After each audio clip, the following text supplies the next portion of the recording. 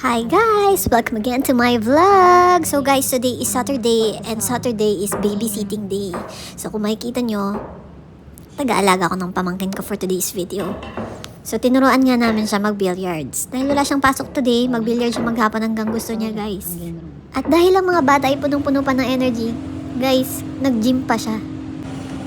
Kita nyo naman, tinry niya yung elliptical na cardio machine. Tapos ngayon naman, ayan, nasa treadmill siya. At hindi pa natatapos dyan guys, hindi pa rin siya napagod. Sunod niyang tinry yung cycling.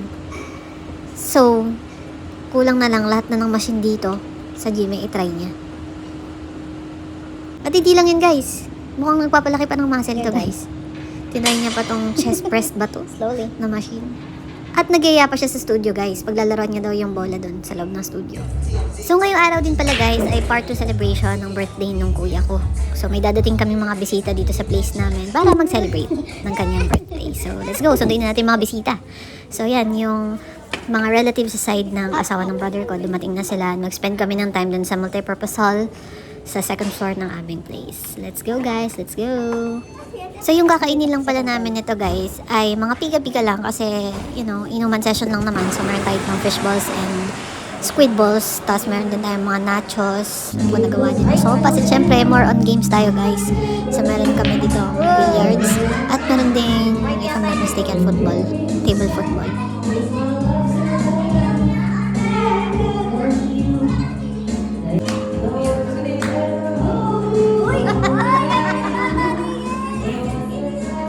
Ayun guys, hindi naman halatang tambay sa kanto yung kuya ko nung kabataan niya at nagkakatimpla siya.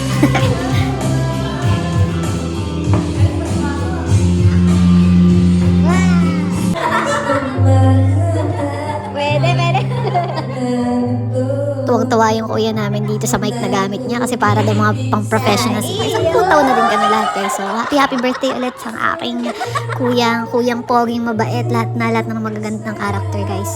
Wish ko lang na sana lagi kang maging masaya, lalo na ngayon kompleto na tayo at palagi magkakasama. So yun lang guys, thank you for watching my live. Bye-bye!